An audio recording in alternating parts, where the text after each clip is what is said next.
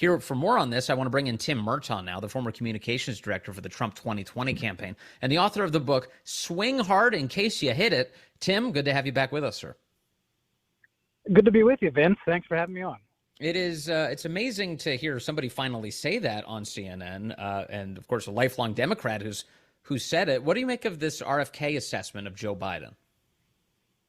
Well, I mean, that was a pretty thorough takedown, and I think you can tell the thoroughness of it by how quickly the CNN host wanted to move on. Because, as soon as he was done with his laundry list of things that, Joe Biden's offenses against the Constitution, really, the first words out of her mouth were, yeah, but Donald Trump, so you can tell that I think he was pretty effective. Yeah. But it goes beyond even what he was talking about.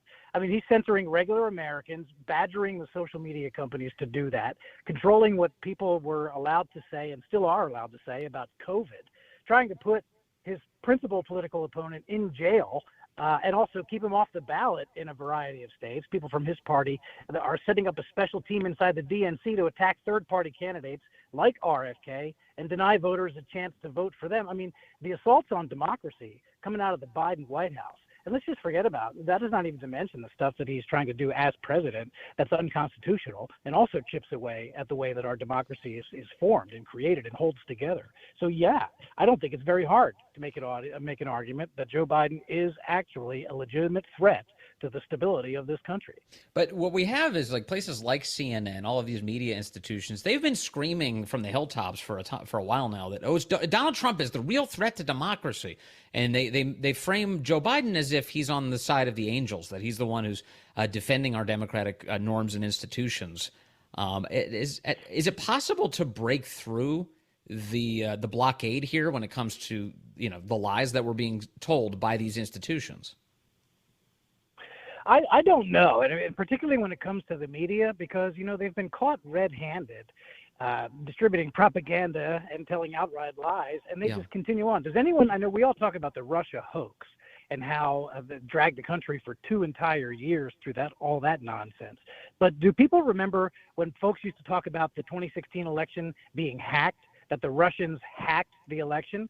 No one ever seriously made the claim that Russians actually hacked into voting machines and changed vote totals. Yet Democrats and the media used the phrase Russia hack over and over and over again, and it was purposely misleading. Yes. And now we're supposed to take lectures from them on what the truth is? Yeah, no, you're totally right about that. I forgot about that, actually. Yeah, it was such a scam. In fact, going into the 2020 election itself, you had a prime seat for this. Democrats were claiming that Donald Trump was rigging the United States Postal Service to guarantee an election win. Right. You remember this? They were they were taking pictures of mailboxes all across the country and suggesting Trump was going to steal the election using the Postmaster General and the Postal Service. Yeah, I forgot about that one. You're right. They got their conspiracies out in advance in many cases. Yes. Yes, that's totally right. So Joe Biden, if Joe Biden is to be reelected, if that's the result of this election, where does that place our country? What direction are we headed? Given that both RFK and you have accurately assessed that Biden really is a threat to our democratic system. Well, I mean, if he were to be reelected, which I think right now is less likely than it is more likely, I think it would be incredibly damaging moving forward, because right now the only possible thing that can constrain Joe Biden is the idea that he still has to face the voters. Yeah. When he doesn't, and he's already shown, we know it, there's factual, the Twitter files proved all the things that RFK Jr. was saying. Joe Biden has used a variety of federal agencies to attack regular Americans, to attack his political opponents, and even to attempt to keep people from being able to vote for them, and even trying to put them in jail. That's what Joe Biden has done. And if he's back in the White House, what on earth would make him slow down that kind of stuff? Yeah, and then he'll be a second-term president without any meaningful constraints from voters. He'll just go wild to the extent that he can do anything. It's pretty brazen. It's and very out of control. Here. Today the White House was making much ado about the fact that Donald Trump is now referring to Joe Biden's border bloodbath. He was campaigning in Michigan today and giving a speech to that effect, saying Biden has created a bloodbath in the United States. Biden's border bloodbath, he says. And there's a lot of evidence to support that. There's a lot of death on the border itself, certainly in the United States. Over 100,000 Americans a year dying due to drug overdoses, courtesy of the cartels and the open border. but the White House is claiming that it's Trump who's trying to be violent and stir up violence by using phrases like bloodbath. Are you glad to see Donald Trump leaning into this fight? And what do you make of the White House response?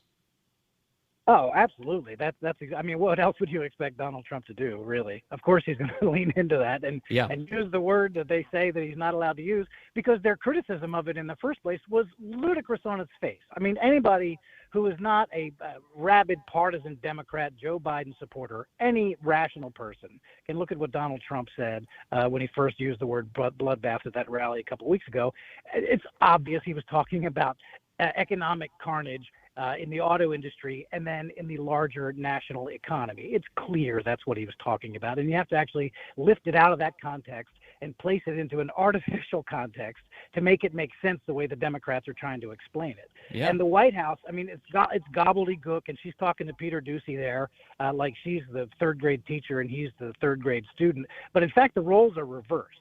She knows she has a bad hand there, and she has to go up and try to give some kind of answer to spin her way out of an unspinnable situation. And she's so bad at it. She really is, like, singularly bad at it, that she's really doing the Biden White House a disservice, because she's out there. No one can possibly believe it. Well, Tim Murtaugh, I mean, you've worked in the top tiers of political communications for Donald Trump, and as you watched Karine Jean-Pierre, do you ever think to yourself, like, how the hell did she get this job? Like, of all people, how did they go with her? Like, do you ever wonder that? Yeah, I mean, I do.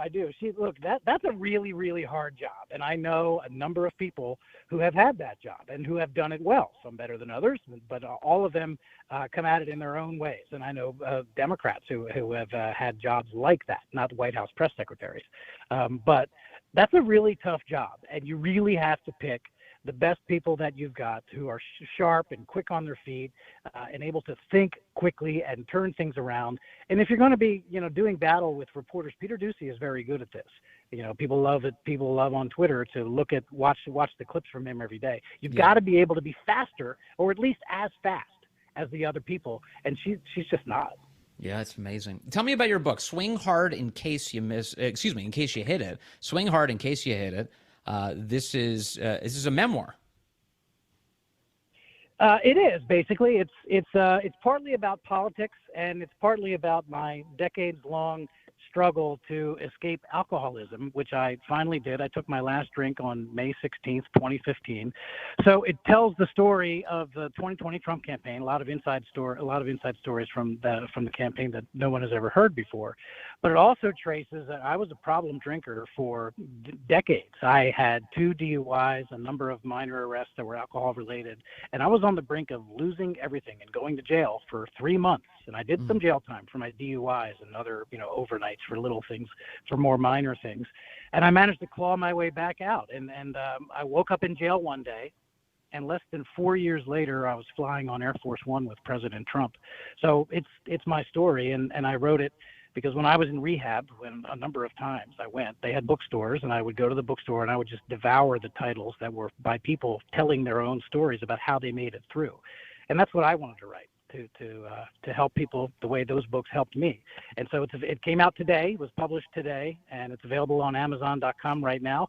It is #1 under elections, under political books, and also in alcoholism recovery. And it's the #2 mover and shaker right now on Amazon. So I'm really grateful, and I hope people will check it out. Swing hard in case you hit it. Obviously, you changed your life, and that took I think it had to have taken immense self-control and willpower.